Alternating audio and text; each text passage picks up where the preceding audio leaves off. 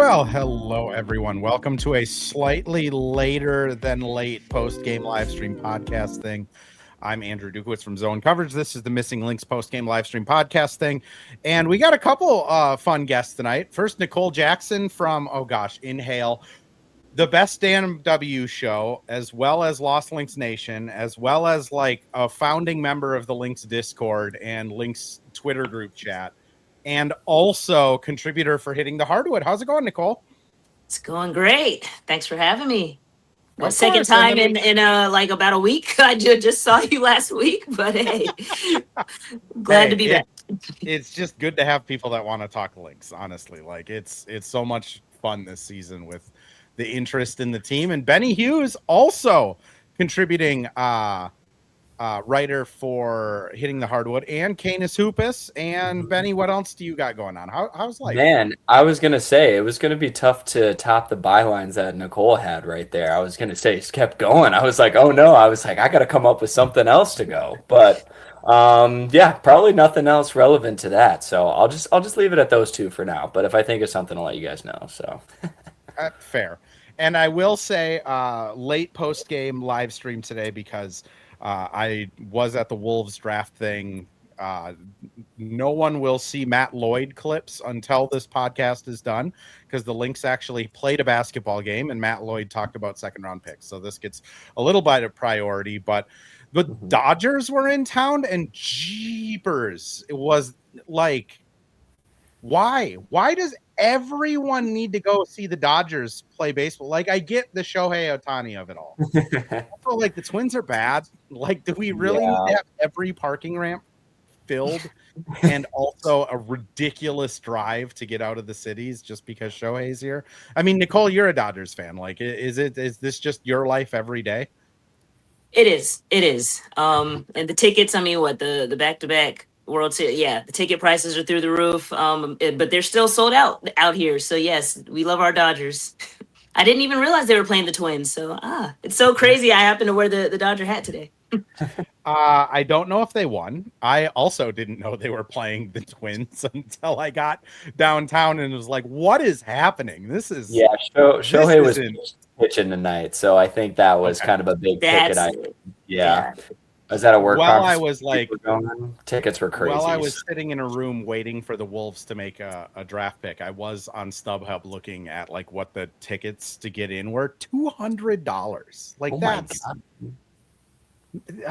whoa. Like parking was $25. I don't understand baseball anymore. I stopped watching when Nick Blackburn was a pitcher for the Twins, and I don't really need to get back into it. But that's enough idle banter. Lynx won tonight, 78-76, as the title says, got their lick back for the Gays. Shout out Cheryl Reeve for that one if you're listening. Hit it spot on. She even added is that what you wanted? And I was like, absolutely, that's exactly what I wanted. So thank you. I will also say I am going to be posting a very long video from her post game on the kind of follow up from that question, because she did talk a lot about like the WNBA and inclusivity, and it's very wholesome. I just didn't have my camera pointed at my Zoom to record it. But Benny, I'll start with you. Just I mean, what did you learn from tonight? I guess we'll start off that way. Olivia Miles, I don't know. Like that's I feel like where you got to start it.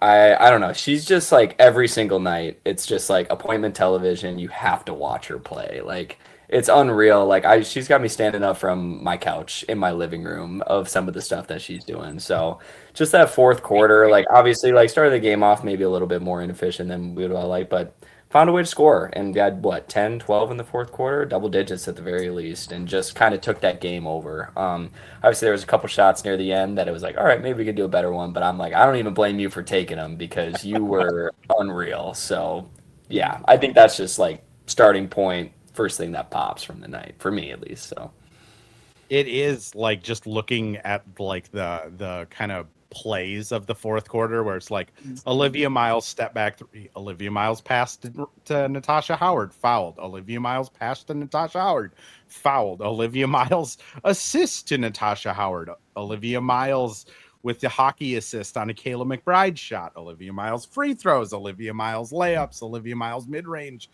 Like, I guess, Nicole, I'll kick it to you of just, are we ever going to like get used to this? I mean, it's her 15th game, and it still is just like shocking every time she has these.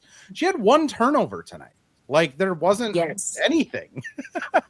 Yeah, no, exactly. I think this is kind of when she has, I think, what was it? Was it the Golden State game? Where it was kind of like they really held her in check. That felt like the outlier, right? Because we're so used to those early games where she was scoring double. I think she had double digits in all of those games prior to that Golden State one. So, right, when she has more of, as you call, like maybe a quote unquote stinker, those are like few and far between versus like tonight's performances where she just takes over down the stretch. A brilliant fourth quarter, and just the Lynx as a whole tonight. I mean, it seemed like for the first 3.5 quarters, they just were playing like catch up, come from behind. Just wasn't really playing that Lynx basketball until like 5 minutes left in the fourth, and they just remembered who they were, which is the number one team in the league. And they remember how they got there, which is their defense, being a top defense, if not the number one defense in the league. I think they are still number one, if I'm not mistaken. But that was, I mean, tonight, like, yeah, I'm looking at the stats. They got out rebounded 37-40. They had a lower field goal percentage, 38% to miss 643. But guess what? On the defensive end, 7 steals, 6 blocks. Like, those were the difference makers. And you saw those in those last plays down the stretch. That they got the stop on one end and they were able to convert on the other, and that was able to chip away. And then my play, well, I don't know if it's the play of the game, but Nia Coffey sacrificing, fouling out at the end, but making sure they didn't get a 3-point shot off so that they could try and tie it at the free throw line. Like, I mean, just, you couldn't write a better script in an ending to that one, to, like you said, get the lick back from, Mystics coming in, stealing one on the road, at home on our Pride night, on Lynx Pride night, just to come here on their Pride night and steal one on their home court. So just, a great ending to that game. And, Sloan mentioned it a couple times on the broadcast of just, this is a Lynx team that's played 6 games in 12 nights. And it is the end of this slog where they have gone from Dallas to California to Minnesota to California to Minnesota to Washington. And this is what good teams do. Everything looked gross. I had kind of, while I was watching it, with my headphones, I just kind of kept writing down like, gross. This is just gross. This is a gross game. I don't enjoy watching this game. 38% shooting. They had turnover issues at times. Courtney Williams, maybe like her worst game of the season. I mean, just objectively 2 for 9, 5 points, 2 rebounds, 3 assists, wasn't really impactful at all. And it's funny because I literally just wrote a piece on the Lynx of just like Cheryl's comments about them not passing or not being a good passing team. So I dug into that and kind of wrote like a hit piece of like Olivia is 3rd in the league in bad pass turnovers and Court is 10th.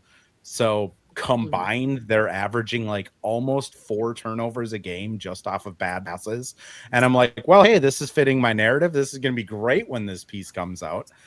And then Liv has 1 turnover and they're awesome in the fourth quarter. And it's like, well, I'll never learn my lesson. I'll just keep having hit pieces come out after wins, I guess. Benny, like, Liv aside, which I know that's hard to do. Like, how I haven't talked to you a ton about the Lynx yet this season because you haven't been on here, but like, how impressive has this been? Benny may be frozen. I think so, yeah. So Nicole, I'm going to go to you. Sure. We've talked about this a lot. Like, Liv aside, just like how impressive has this? How impressive is this continuing to be? Because they are still 12-4, the best team in the league, tied with the Dream. Oh, Benny's back. Benny, go. Oh my God, what is happening? Benny's not back. Nicole, go. Hold on, sorry. Jeez, man, this happens only when I do this. I swear to God, my Wi-Fi is usually just fine, but. Well, if you're back, Benny, I would love to hear your thoughts on just the impressiveness of the Lynx. Oh, can you hear? Oh, I'm here. I'm back. Oh, I heard the end of that, so I was gonna let you cook. So Oh, I was just gonna say, Benny, if you can hear us, I'll throw I it hope over so. to you. Just how impressive has this Lynx team been, like aside from Olivia Miles to you this year?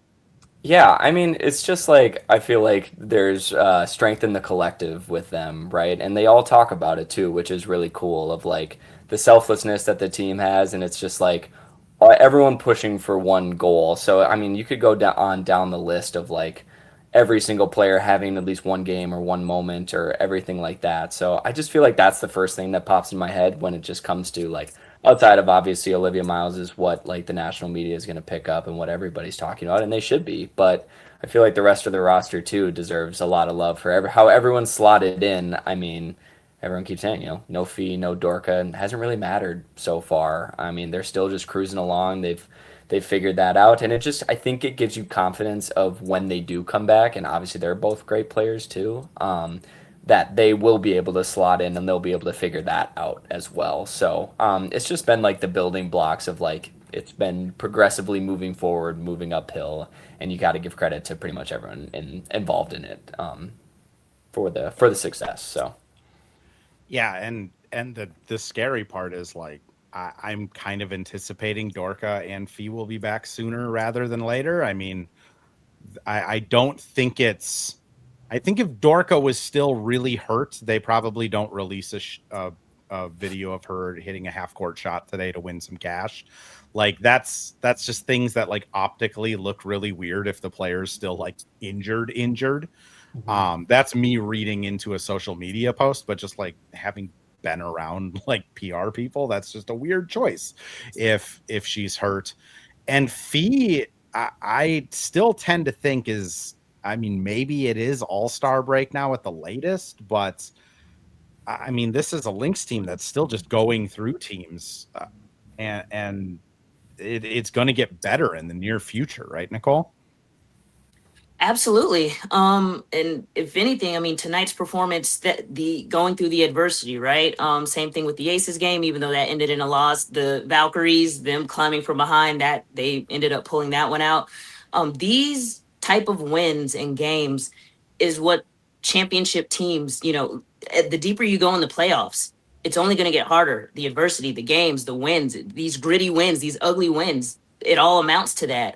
So it's really good that they're getting this taste now, and coming out on the winning side of it, because yeah, this is definitely what they're going to need. And then when you add Fee in, it's just going to make things even better. But what was I going to say as far as oh, so with the Mystics matchup, I was kind of going into it, and I had this kind of circled on my calendar too, as far as how the matchup with the sizing, right? They have Lauren Yeah. Betts, they got Shakira, all of that, and it seemed like the first half, that was really in what we were in foul trouble from the start. Nia picked up some early ones, so she was limited in minutes. Natasha almost fouled out. Like everybody was pretty much playing almost in foul trouble, and that was kind of I think why Washington was able to kind of run up a little bit of a lead, because we were kind of playing. We weren't trying to foul or anything. But yeah, just fighting through that. Like I said, Nia only fouled out like on that last play to kind of sacrifice that. But overall, I mean, the only blemish I see as far as offensively is just the lack of bench production offensively, right? I think we Yeah. only got 7 points from them versus 16 or 12 points or something from the Mystics. No, it was 16 points from the Mystics bench. But defensively, Maya Caldwell, oh my gosh, she was like picking up full court, really bothering, was it Amor or was it the other Flores? I can't remember which one, but she was picking her up like Both of them? defensively, like just, yeah, like she was killing it. So I will give them that. Ola, I think, had some good defensive run there. Even Tierra, T-Mac, like she did her thing. Her size, like that presence. That's why Cheryl brought her in for these type of matchups, right? Until we get Fee and Dorka back, which I thought maybe by this time at least Dorka would have been back. Yeah. But hey, they were able to sustain and outlast them and pull it out. To your point on the bench, I just want to touch on they played a whopping 28-36, math quick, 43 minutes tonight, and they took 7 shots. They also had 7 fouls, which I mean, Benny, that's just not sustainable, right? Yeah, and obviously, I mean, like we're talking about with like Dorka and Fee hopefully on the horizon of coming back, that's kind of one of those things where like everyone kind of gets knocked down in the pecking order, probably Mhm. to maybe not a better role, but like is able to kind of shore that bench unit up. Because obviously, I mean, with two players coming back, I mean, I don't know if Dorka will start. Obviously, Fee's probably going to slot back into the starting lineup, but you'll then have Dorka off the bench and whoever they decide they want to come off the bench as well. So hopefully that'll help shore that up and at least move these like the four players tonight off the bench, probably move them down a slot of or two of where they need to be. And obviously, again, yeah, you saw a couple flashes from Caldwell, from Kosu. Like, obviously, both of them, I think they had their moments of like, okay, like I see it here. That was good. That was good, especially defensively. I think with the return, that should hopefully help shore that bench unit up and kind of help boost the production from that aspect. Well, and as Katie says, of like the foul trouble gets more spread out when Fee and Dorka come back. I do have to say tonight compared to oh gosh, when did they play last? Sunday sounds like I feel like they played Sunday. Tonight compared to Sunday, like they had 47 fouls called in a 40-minute basketball game. It did seem like this crew was a little more conscious of like, hey, we don't want this getting out of hand where, you know, there's double personal fouls and Cheryl's getting a tech. And I don't know if it was, you know, I saw stuff online of like, well, this is them sending a message for complaining about officiating. And it's like, no, I think they just really didn't want to fight. And I think this Mystics and Lynx team, how the first game ended, kind of warranted a tighter whistle, but it also just, the flow of this game was just all over the place, right, Nicole? Yeah, absolutely. It was like I said, just from the jump.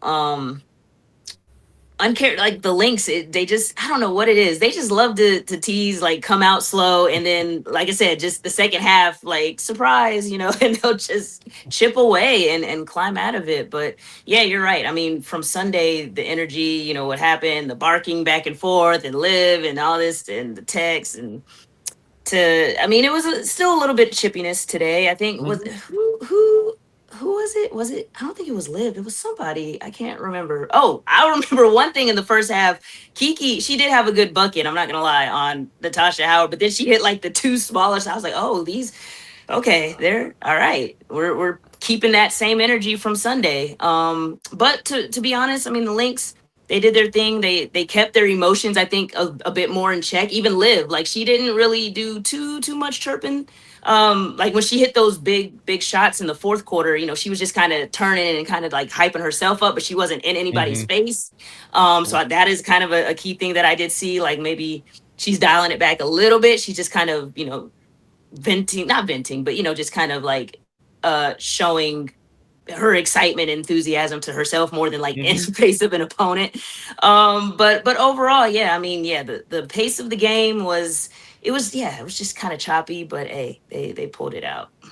Yeah, I mean the win's the most important thing. Like I kind of hope this is a game that they just burn the film on and like feel good about ending this stretch of their schedule with. I mean, now you look at it, they went 4-2 playing pretty much all playoff teams except for the Sparks. I mean, that's not bad if you're going in that type of like travel schedule. I do want to kind of look forward a little bit. There's been a couple of people that have talked about just how beneficial like not being in the Commissioner's Cup is going to be, not having to play. I mean, they have Thursday and Friday off. What day is it today? Today's Wednesday, so they have Thursday, Friday, Saturday off, play Sunday, and then they don't play again until the following Friday. But let's run some ads first because, you know, cliffhangers. I'm trying to get better at cliffhangers. I don't know if I actually am, but ads. Well, hello. Thank you, live stream Andrew. This is Ad Read Andrew.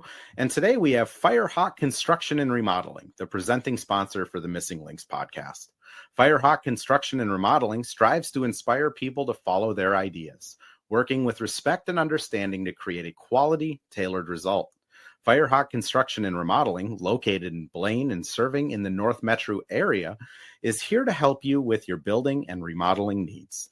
I can say personally, thanks to Firehawk Construction and Remodeling, I have a beautiful deck in my backyard and countless projects that I started, they finished. Get started on your new deck or remodel today by calling Isaac at 763-710-5686. And we're back with another ad read. This time for Pence Homes, the presenting sponsor of Hitting the Hardwood Network. From the best tools and technology to transparency throughout the entire process, Nate Pence and the Pence Homes team is the top choice for buyers, sellers, and is proud to support you and your home ownership goals. Get started today by calling 612-308-1122 or by emailing info@pencehomes.com. So just looking at their schedule, they play 2 games between now and July 6th. I mean, how beneficial is that going to be, Benny? That's a mini all-star break, man. Like, that's just super nice. And obviously, like, you can tell when you're watching, I mean, offensively and defensively, but more offensively, just like how many sets they're able to put in even in a short amount of time. So I can only imagine the stuff that Cheryl is going to cook up for them to be able to work on, run through with the kind of extended time off. And obviously just a break on the body and a break on the travel and just kind of getting a chance to decompress in summer, in the middle of the summer. It's really nice in Minnesota. I'm sure that hopefully all the players and coaches will be able to get out and maybe spend some time outside instead of on a plane. But yeah, I mean, I just think that rest is a really good thing, and to have it kind of at this point when you're like a little less than halfway through the season and you still have the all-star break a decent amount away, just kind of having that as like almost a 1/3 break to reset and recollect is really awesome, especially with what you were talking about with the scheduling for the last 2 weeks or so where they've been through it. So yeah, it's always so interesting, like listening to coaches talk about like scheduled losses, because they never want to acknowledge, like they never want to say like it was because of the scheduling or because of the slog of the season, because like no coach wants to give like an excuse for a bad performance, right? But then you look at it and it's like, just realistically, they went from home against Dallas to Vegas, back home to play Portland, then they went on the road to play the Sparks and Valkyries, back home to play the Mystics, then to Washington, D.C. to play the Mystics. Like, that just sucks. Like, I feel tired after, like, 1 3-hour flight, let alone a 3-hour flight every other day for 2 weeks and having to play basketball and treatment and coaching. And, like, Nicole, like, is that one of those things that, like, coaches should just start to acknowledge more, that, like, yeah, there's going to be scheduled losses sometimes?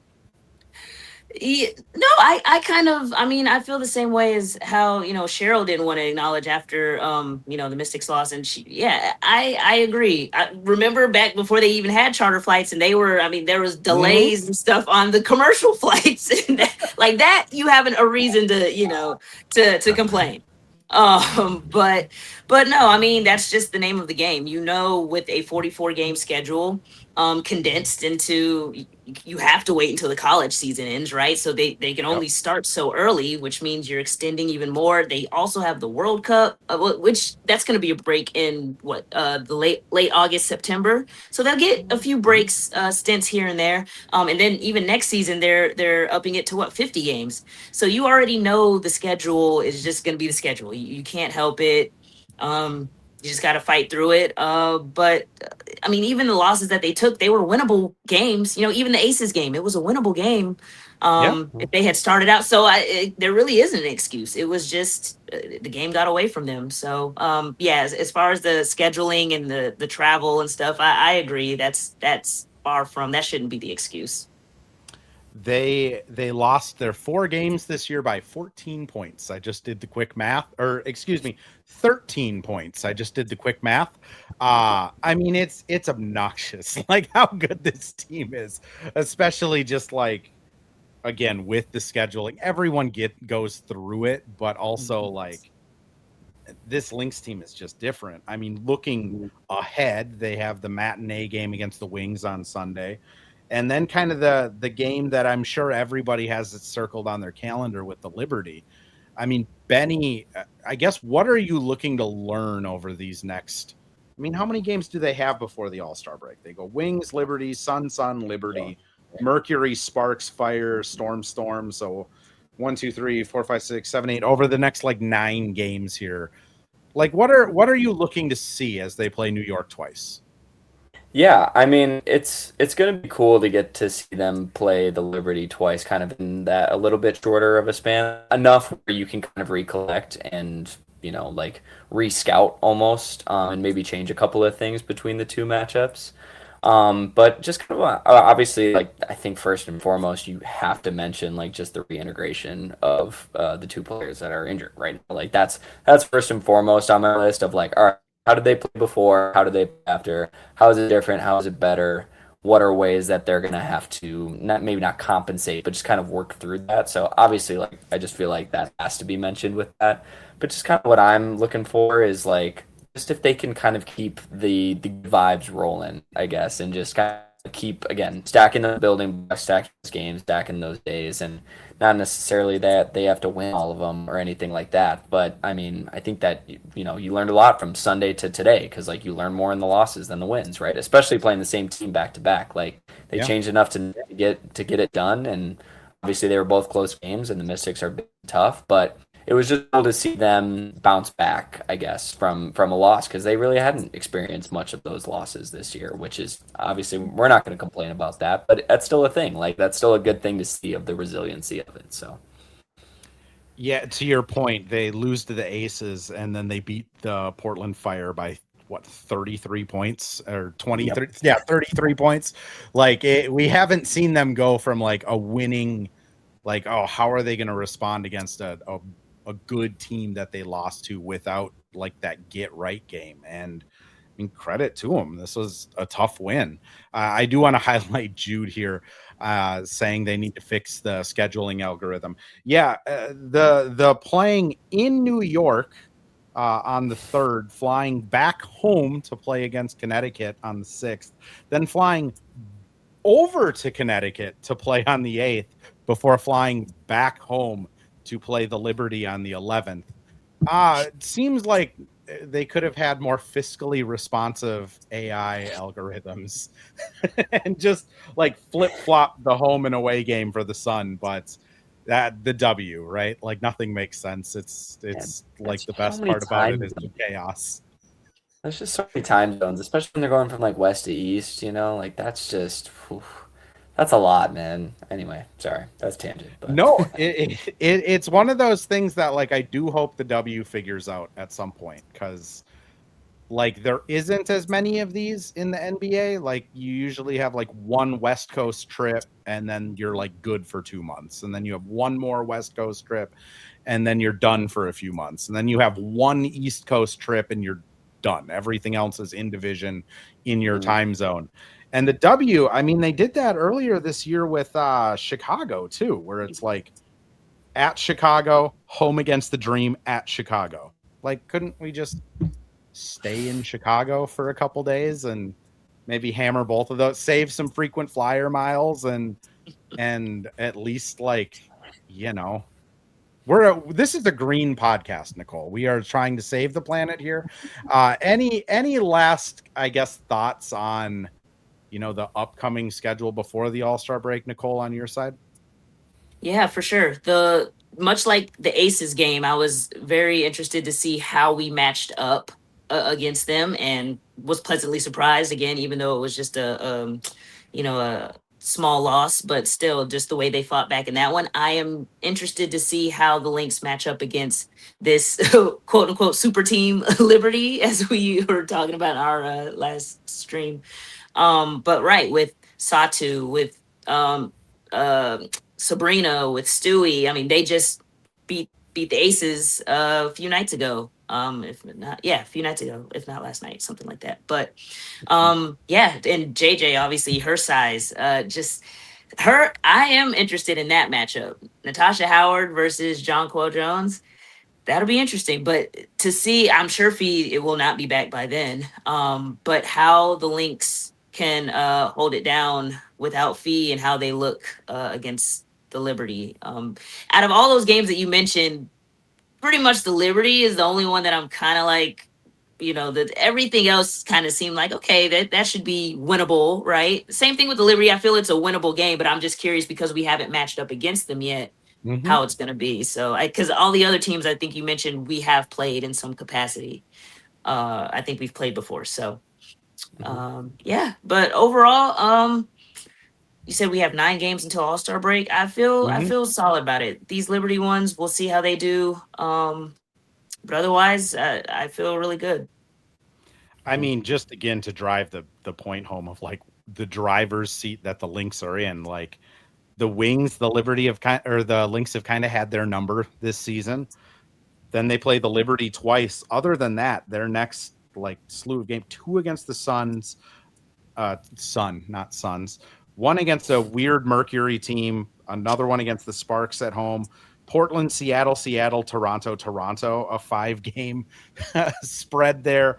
Now their August does get tough, and they do finish the season playing Liberty, Fever, Sun. So like it's not like this is going to be just a complete walk through the rest of the regular season, but at least their next 11 games, I mean, it's really hard to not see them going like 8-3 at worst, which if you're going 8-3 after their start and you're sitting there at 22-7, I think you're feeling pretty good about what's going to happen in the playoffs. Nicole, last thing I just wanted to ask you, I guess just from your point of view, like when do you think it would be ideal to bring Fee back? Because they do have all this time off now to get a lot of practicing in. They also do have that All-Star break. And like I said, the schedule isn't exactly like a murderer's row over the next 11 games. Like, I guess like if Fee was close to ready, like if she was a week or 2 away, when would you try and kind of fit her in? That's interesting because now seeing after the 2 Liberty games and then the rest of the opponents that they have, I'm kind of team like let's wait until after All-Star break at this point, because like you said, in August it's gonna get hard because we're seeing the Aces again, we're seeing Golden State again, we're seeing Indiana, who we haven't seen yet. I'd rather reserve her for those games, but maybe bring her back maybe a game or 2 just so she can kind of get those reps before. And then come August, she'll be ready to go for that last half of the season. So honestly, as I'm thinking when you had mentioned the opponents, if she can't be ready for the Liberty game, and that's where we really kind of need her right now, then just kind of hold off. In my opinion, there's no rush back. There really isn't. And I don't know if people peeped what A-Train had posted on her IG story, where she was just kind of like, as far as, even though they may physically look ready or whatever, being cleared to play versus being like mentally ready to play and is a whole different thing. And so I think that was for all the fans that were like, Dorka, she's shooting half court shots and stuff. She looks fine. And it's like, it's more to it than just that. So I agree. And I think the same thing with Fee's injury. Like you don't want to rush it back, even though they are, I don't even want to say practicing. They're out there, right? They're dressed. Basketball activities. There you go. That's perfect. That's the term. That is the term. Cheryl has designated it. I will say, I'm at every practice. I asked Cheryl about it quite a lot. Like Fee is wearing ankle braces and has been doing like layups, jump shots, things like that. Like it's not like she's just like sitting in a wheelchair waiting to do anything.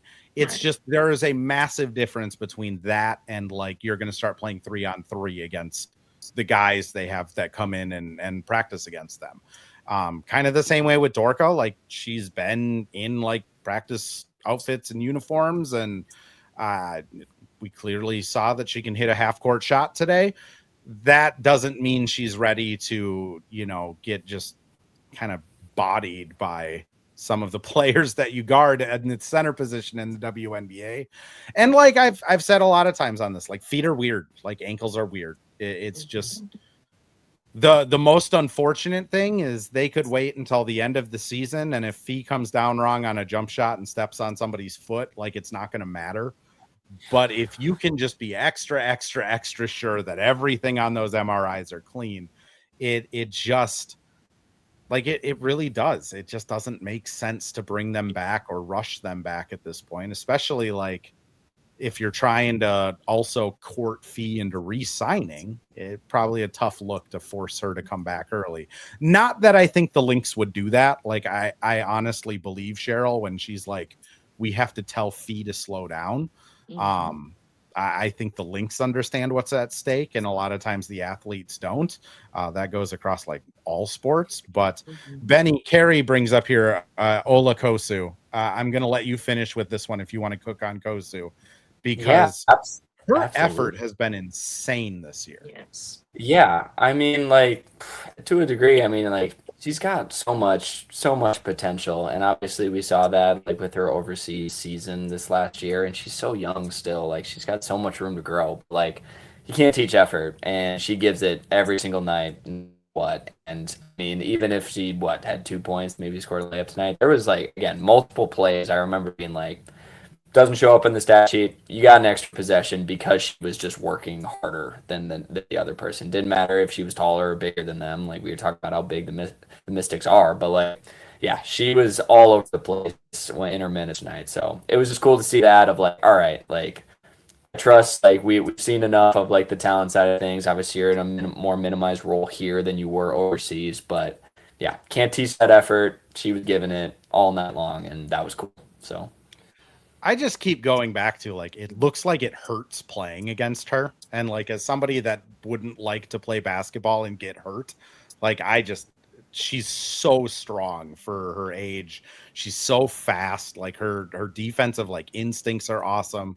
At some point in the next 6 years, she's going to have a jump shot and it's going to be crazy. Right, Nicole? Oh, absolutely. Masked Ola is on fire right now. I love it. So she's doing her thing. And I think, didn't she have one possession where she like ripped it out of the and then made the lit? Yeah, I was like, oh my goodness. So yes, Ola is, and I like it because I think, wasn't it earlier in the season as Cheryl was kind of like, hey, we talked to Mosh, what position Ola feels comfortable with. They settled on the 4. So, and Ola is now in that defined role. And I think that helps. Like, you're seeing the comfortability in her game a lot more because she's now within the position that she's most comfortable, which is that power forward position. And she's doing her thing off the bench. Like you said, it may not show up offensively all the time. I think her knocking down her first 3 the other game, that was so like a sweet, heartwarming moment. But you're right. As soon as she can get more comfortable in like jump shots, right? Yeah, her game is just going to expand. She's only 21. She's only going to get better from here. So she is definitely one on my like watch list of like, I'm so excited to see the growth of her over her career. But so far so good as far as just her contribution and her impact that she does have out there, whether or not it shows up in the stat sheet. The eye test is showing that she's putting the effort out there. And Cheryl loves her effort. That's pretty much, hey, the one thing you can control. You can't control, outcome as far as your shots, but you can control your effort. And Ola's given that 1,000%. So super happy about her. It's just like, again, like she's 2 years younger than Liv. Like, it is kind of wild when you think about it, of like what her ceiling could be with another 2 years of just learning from Rebecca Brunson. You know what I mean? That's the other thing, is it's not like she's just in a developmental league in Europe. Like, you're learning from Janelle McCarville, Rebecca Brunson, and Cheryl Reeve. Like, that's, if you're going to be like in a place to be successful, it's the Lynx. I do want to catch up on chat real quick here, because Katie brings up a point of like, doubting that Fee is going to want to wait if she's ready, but also the risk of like, she brings up in a different comment here that 36 minutes for Howard and 38 for Mac tonight isn't sustainable. And I completely agree. One thing I will say about Fee is, when she is ready, there is nothing that anyone is going to do to keep her off of the basketball court. Like, I am guessing there are still things that either Chuck, the athletic trainer, or her doctors, or MRIs, or something that someone can look at and be like, this is why you're not playing. Because again, having covered Fee the last 3 years, there's not much that she wouldn't try and play through. I mean, she had no ankles, and her arm was hanging off for half of the year last year, and she still was playing. I think it's just at this point, they're just in a tricky spot because I'm sure if it was game 5 of the conference finals, Fee is playing, but right now it makes more sense to hold off, which, in regards to like Howard and Mac playing so many minutes, they do have a good break coming up. I would assume that's part of Cheryl's thought process, and like, hey, these players are going to be able to rest and recover, and they're flying home tonight. They'll get 3 days sleeping in their own beds before they go back to that game in Dallas on Sunday. I think they're managing it as well as they can, but as it is right now, they really don't have any other options. It is just kind of, sorry, Mac, you're going to have to give us 38 tonight, which I don't know how she does it. And for whoever told me to ask her what Housewives season she's watching, I haven't gotten a chance to talk to her yet, but I have not forgot about you. Benny, I'm going to kick it over to you here as we're hitting that 40-minute mark, though. Where can people find you? Anything you have coming out that you want to plug? What's new with Benny? Yeah, absolutely. No, I appreciate it. Let's see. I'm doing more stuff right now over at Canis, so just more recap stuff. We've been doing the weekly recaps things, so you can catch those mostly on Mondays. I've written a couple over the last few weeks. Probably have a couple more coming up.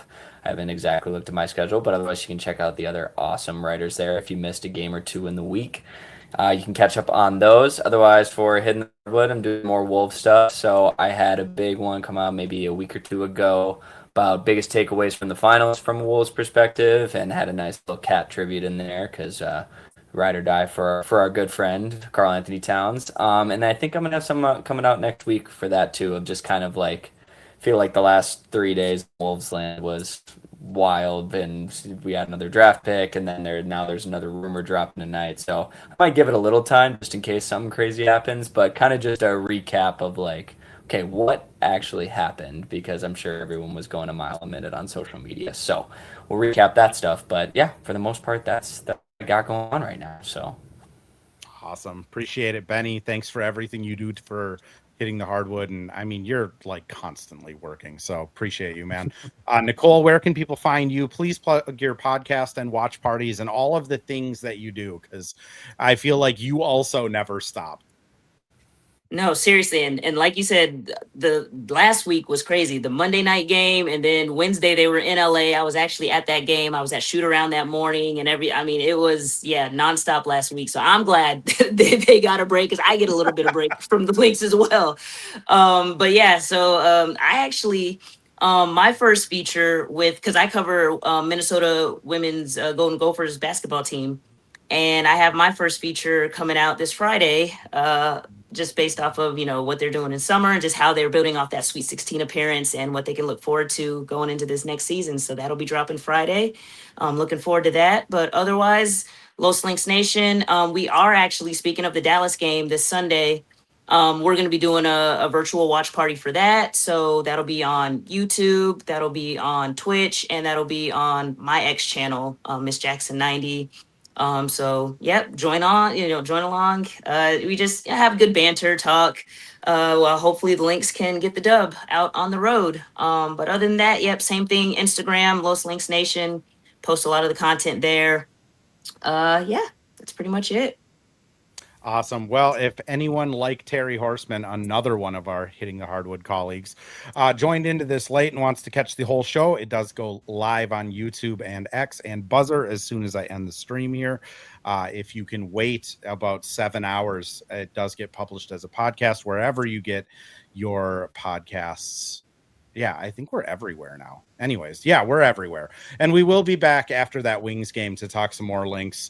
I'll be honest, for Lynx fans that are in here, I'm probably not going to have another podcast until that Sunday game, but I do plan on doing something Wolves related either Friday or Saturday after some more of the dust is settled and we kind of get a better look at what the rest of kind of free agency is going to look like, but that will be on the horizon. And then we do have Sloan Martin coming back on Tuesday next week. That's going to be a monthly thing moving forward, just catching up and geeking out over this Lynx team. So thanks everyone for listening, and we'll catch you after Dallas.